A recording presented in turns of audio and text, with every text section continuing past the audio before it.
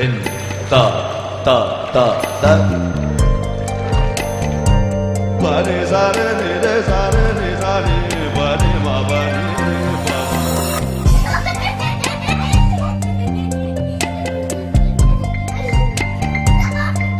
Ma bani ni ba ma ma ni ma bani sare ba ma ni ma bani ni ba ma ba ni ma bani ni ma ba ma.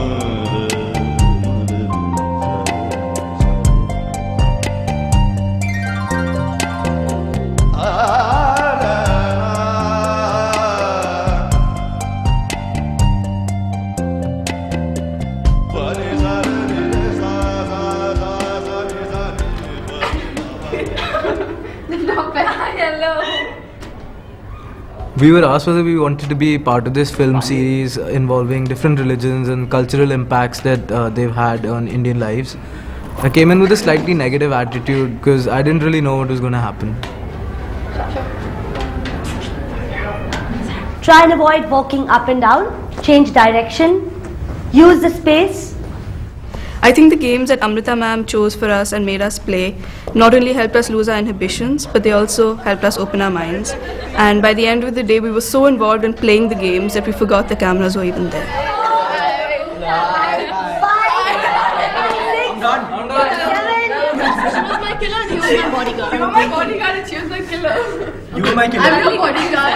The first film in the series is on Islamic culture and how much the Muslim community has contributed to India. Everybody up! Everybody up! Everybody up! Yes, I'm asking about the Okay, over the next few days, we are going to be a part of several workshops where we're going to meet different people who are going to share with us their understanding and knowledge of Islamic art, music, culture, so that we can see and understand for ourselves how all of that is still very much a part of our lives.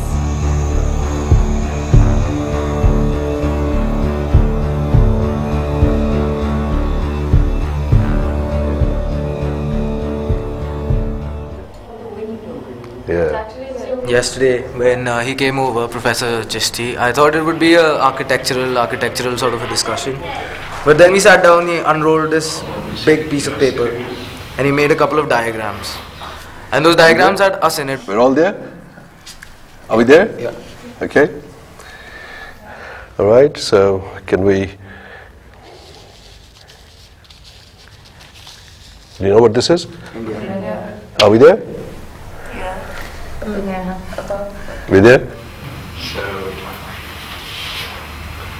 He drew us with respect to the room, with respect to the city, with respect to the country, then with respect to the world, and then with respect to the universe. It's an irony that the purpose of religion at a given time and in a given space has been to understand our place in time and space, to improve our understanding of why we are here and what we are here for. But yet they have ended up being the opposite. The number of people who have died in the name of the religion is unbelievable. So I hope you know that. He started by making us aware of how small we really are compared to the universe, and it really got me thinking that, we're just specks in the universe. Why are we fighting over such trivial things like religion and, who's better, who's worse? It really got us thinking. And then he pointed out that there's no such thing as Islamic architecture, in the sense that a religion can't exactly create a style of architecture. What we call Islamic architecture, what its beginnings were, had nothing to do with the religion. It had everything to do with the technology and the materials that were available to the builders and to the people in the region where Islam developed, which was the Middle East. And we know that because of the absence of wood, because of the absence of stone, they had to build with bricks which were made out of mud, and the only way to span spaces and span openings had to be based on a technology which was arcuated. You don't have a flat piece of something to hold that opening with. So what you do? So you pile up pieces of material, and out of that emerges what we know an arch.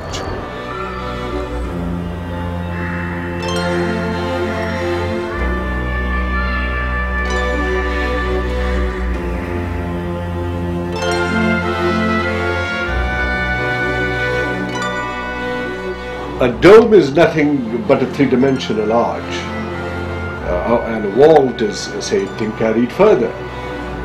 The arch, the dome, the vault is what then becomes the vocabulary that gets associated with Islamic architecture. Now, if you look at the surfaces here are all, in a way, decorated with an infill system, and the infill is essentially, either geometric, is floral, or calligraphic. But what we have to realize is the surface decoration also finds its way into the floor pattern, and in the floor pattern it becomes very functional kind of a pattern, because the pattern ends up marking the prayer space for each individual, unlike outside. So, and this is, I think, each of these is a piece of stone which is then infilled with an engrailed arch, and this is, as you can see, the size of a person in the act of bowing.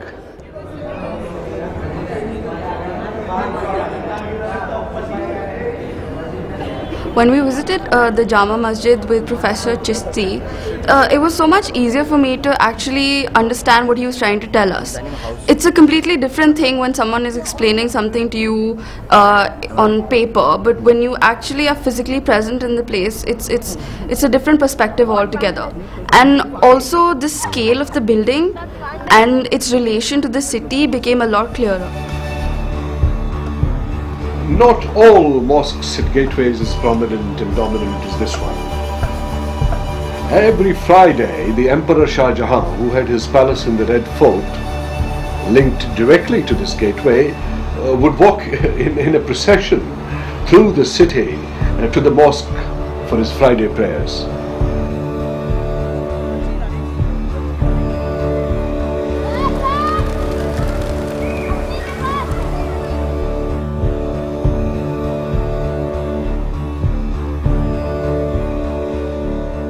Prophet Muhammad thought prayer should be offered collectively. Collective prayer was based on a principle that was communist actually in its fundamental form. It was trying to equalize people, trying to get people together on one platform.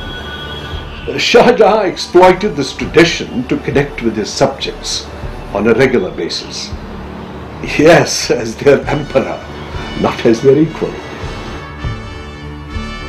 Now, what is interesting about this architecture is that how it managed to find its way into all other kinds of architecture around.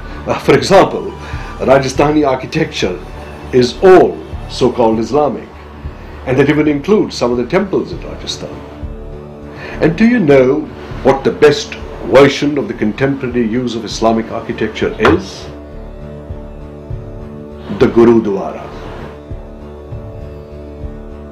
One thing that I found pretty interesting was that Professor Chishti told us that for him what was real was human beings creating religion to find their place in space and time and in the universe. And just the next day Maulana Wahiduddin Khan came and told us that for him what was for real was his prayer, his namaz, his praying 5 times a day. Don't think it as religious spirit. It is spiritual spirit. So would you like to join us? Fine, very fine. Come on. Come on. Allahu Akbar.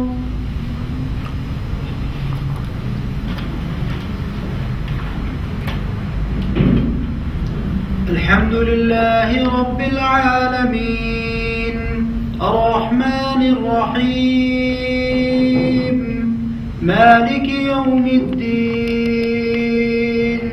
Iyyaka na'budu wa iyyaka nasta'in. Ihdina as-sirata al-mustaqim.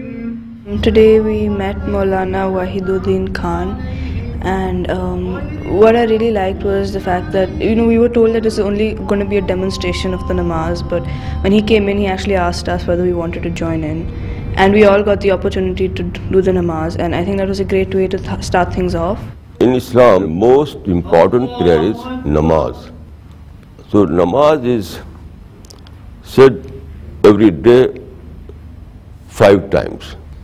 When we start namaz, when we begin namaz, we say Allahu Akbar. This is the first word. Allahu Akbar means God is great. Then in the end, we say Assalamu alaikum wa rahmatullah, Assalamu alaikum wa rahmatullah. It means that every namazi addresses the whole mankind and sending a message that peace be upon you. Assalamu alaikum wa rahmatullah means peace be upon you, peace be upon you.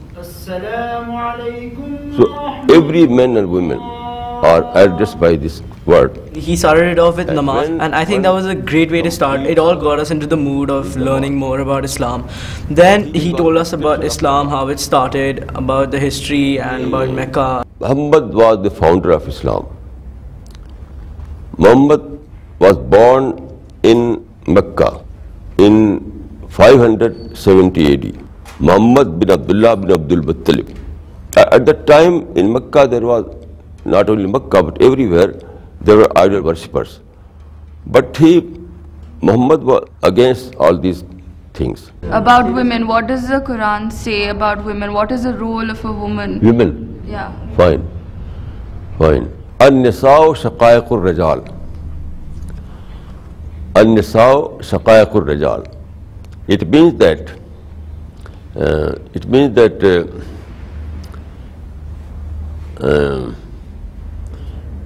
men and women are two halves of a single unit.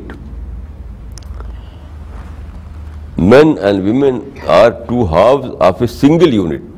This is the best expression of equality. Okay, I have 2 questions. Are you Sunni or Shia? Myself? Yeah. I am an insan, simply human being.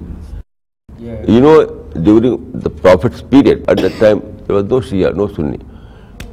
These titles are adopted by in the later days. So I am simply a Muslim. Islam is completely a religion of tolerance, religion of peace, religion of love, religion of compassion.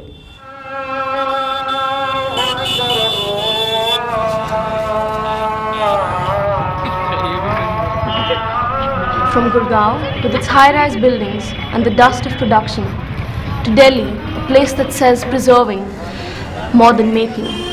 From the red sandstone, pigeons and courtyard of the Jama Masjid to a place hardly describable in a single sentence. My senses seemed ready to explode with the huge amount of information they were absorbing. Rickshawalas were trying in the best way they could to move across a saturated space, while the sea of people around them made conflicting waves in the simple act of just walking. Shoulders were being bumped into, puddles and rickshaw wheels were being dodged.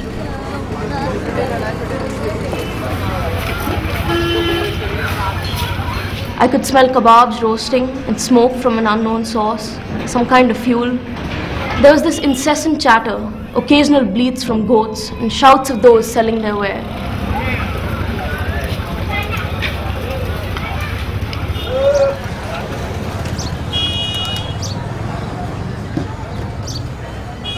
When I stopped for a moment and looked around, I saw ancient buildings, some freshly painted over, but even those seemed like they had not been touched for years. People were still wearing the same clothes, and I felt as though I could have been standing there 50 years ago and nothing would have changed. Not the roads, not the people, and not even the sunlight softly embracing the place. I could have stayed lost, mesmerized by that timeless space forever, when I was gently reminded that this place was real, that there were people living in it.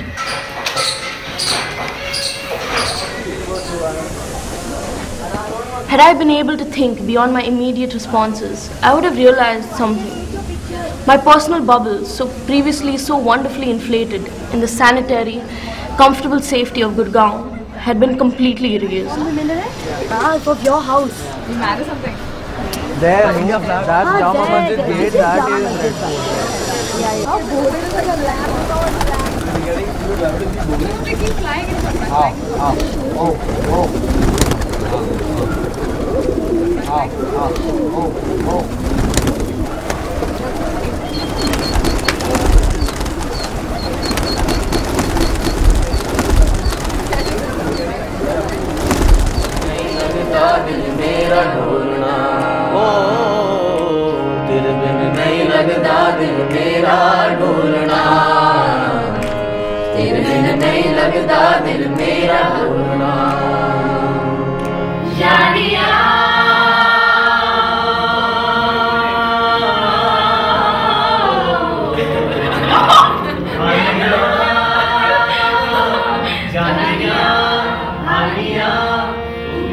As soon as I heard Sufi singer, probably thought he'd be this old kind of person who with this like